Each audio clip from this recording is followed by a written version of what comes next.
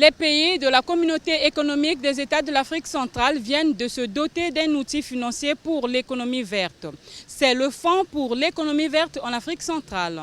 Le document portant création de ce fonds a été adopté par les ministres de la CEAC ici à Kinshasa le 30 octobre dernier dans la soirée. Organisée sous le thème Diplomatie, intégration, gouvernance et nouvelle économie du bois, la conférence des ministres de la CEAC sur le Fonds pour l'économie verte en Afrique centrale a été ouverte par M. Louba Tambo, vice-premier ministre en charge de la défense nationale et des anciens combattants, représentant le premier ministre chef de gouvernement de la République démocratique du Congo.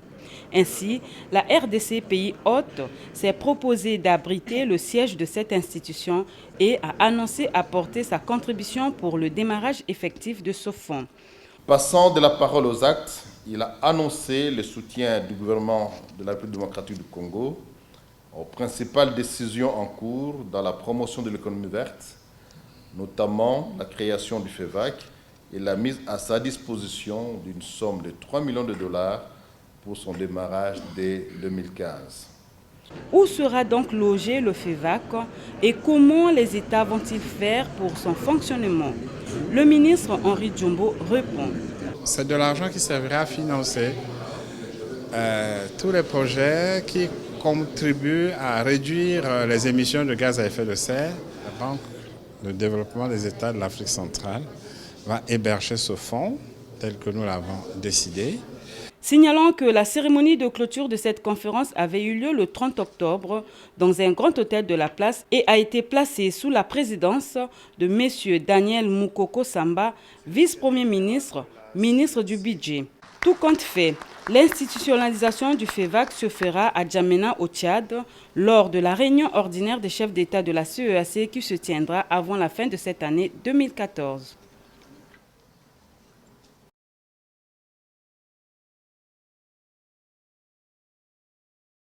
Les pouvoirs publics au niveau national et sous-régional ont tous souligné le rôle du secteur privé dans le verdissement de nos systèmes économiques. Les reconnaissances officielles du Forum international sur le Green Business de Pointe-Noire au Congo et du réseau des entreprises d'Afrique centrale pour l'économie verte invitent à une plus grande intégration des secteurs publics et privés dans le domaine de l'économie verte. L'adoption par la communauté économique des États de l'Afrique centrale du programme d'appui pour le développement de l'économie verte en Afrique centrale et du Fonds vert dont vous débattrez ce jour et que nous soutenons incite les acteurs économiques à s'engager plus activement dans l'économie verte. Malheureusement, à l'heure où je vous parle, la visibilité de ces initiatives reste encore limitée. Trop peu d'entrepreneurs mesurent le potentiel économique d'une économie décarbonée. De manière générale, les actions prises en faveur d'une transition économique verte n'ont pas encore réussi à pénétrer le terrain de l'économie réelle.